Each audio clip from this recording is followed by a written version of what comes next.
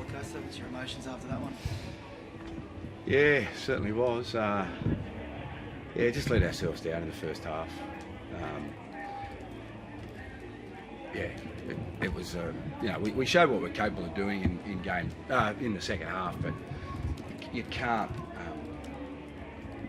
play a half of football like that against a quality opposition and expect to be, close. So for us, a good lesson. Got to go back to the drawing board, prepare well, and go back to Sydney. It's 1-1, so we'll see how we go in game 3. Despite that slow start, you got yourselves back into the game. That last 5 or 10 minutes had a chance. How do you see the way you executed those last 5 or so minutes? Yeah, I think when we look at the video, I think we'll see opportunities, but I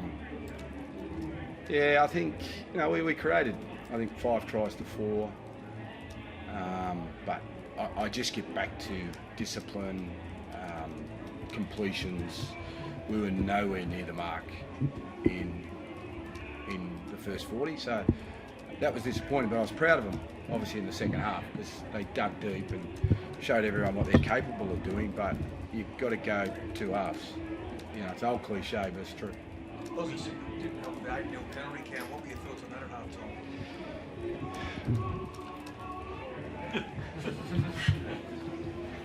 Were you really that poorly disciplined, or was it a bit stiff? I can't tell you what I honestly think, so I'm not going to say that. What do you think, Jerome? There were a bit of a change in your halves, obviously. How do you think Jerome I thought he was good. Certainly brought good energy to the performance. Like all the players, we had some good moments, but we can be a lot better. So that's on me and it's on the team. So I've got to make sure that I review myself first and foremost, and I'll do that, and then we'll come back into game 3. Was Nathan fully fit? Didn't do a lot of kicking in the first half, goal kicking, compression bandage. Did he pick up an injury late in the week?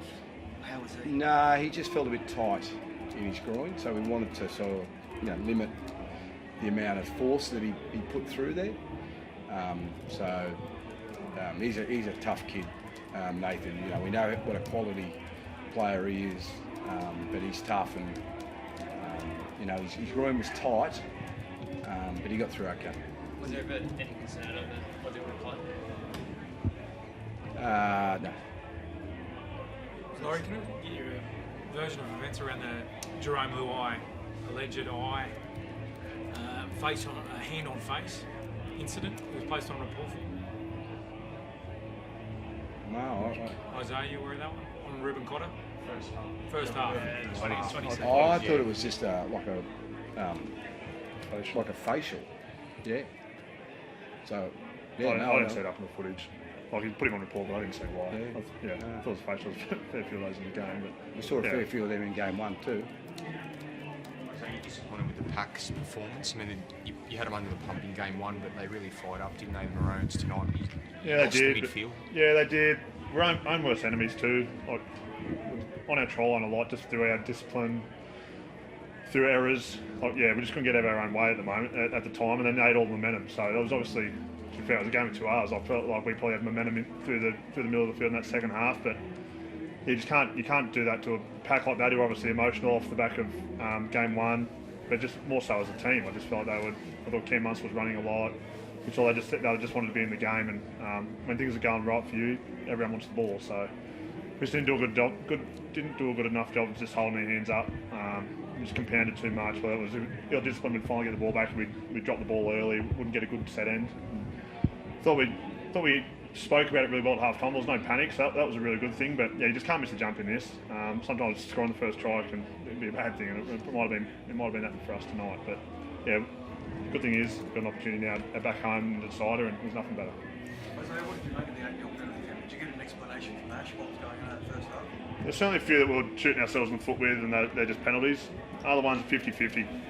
Some nights you get them, some nights you don't. So, but what you can't do is you can't go drop the ball early in the next time, in the tackle count next set when you've got the ball. So, you'd obviously like that to be a bit more even, but we're our own worst enemy at times as well. So, Did you I know it's bloody hard from the sideline, but to leave 6 points out there off the boot again, how frustrating is it that it could have been the other way? It could have been a 4-point win. Yeah, look, I don't sort of you want to kick goals, but there's a lot more things that we needed to do that I was disappointed in. Like, goal kicking's way down the list. It's more about our execution, intent. There was a lot of things we didn't do well in the first half. So that's what I was more concerned with. Laurie, were you comfortable with the Nathan Cleary try being overturned for obstruction? Was that the obstruction? Yeah, I mean, Steph was there, so he has to get out of the road. So I think players are smart though to run into it, but I think it was the correct decision. Yeah. And did you see enough in the second half to keep the confidence that you've got the right 17 players to win you the series in Sydney, or? Well, I was confident at half time. So, I know what this group is capable of, and that's the thing, I suppose, that you get disappointed with, because they never gave themselves that opportunity. But, it's 1-1. That's what Origin is all about. And creates theatre and creates headlines, and I'm sure everyone wants a decider, and they've got it. You're disappointed, boss, but the sense up was the one that got away. Should have won it, really. I think I know what our best football is, and when we play our best football, I know what we're capable of doing and giving. And as I said, I got to take responsibility, because we started well, but the first half wasn't great. So I got to look at what I've done, because something's not right. Was your ability to play your best football, was that impacted by one, Nathan's little leg thing going on, and the late arrival of Jerome, and your ability to? Is that a factor in the way you played in that first half? Oh no, I just think we just missed the jump with just completion. It really was just errors and penalties, and just compounded, and we just made it really hard for ourselves. And Queensland were good. Queensland, we knew what we were going to come up against, and they delivered. And with the amount of criticism that they received, which was way over the top, we just knew that they were going to be better. So, we got to be better, and we will be better. Boss, what do you make of the last 48 hours? The noise around Queensland, backs against the wall, Billy under a lot of pressure. Do you think that galvanised them at all? I haven't sort of asked you about how you felt the last 48 hours have unfolded. Yeah, and I'm not dodging the question. I've just been focused on the group. I really have. I haven't really discussed anything. I just know that my energy's been channeled into the boys. So, I don't really know. And to be fair, mate, I don't. When I'm in camp, I don't read papers. I don't go near them, because I just don't want to know what's going on in the world. And I don't want to know what's going on in rugby league as well. But I wouldn't be able to tell you what's happening.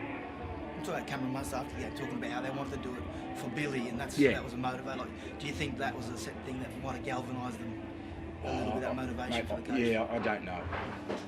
I don't know. I think any time you play in an Origin game, you're pretty motivated. There's a lot of reasons to be motivated, but I don't know. Thanks, guys.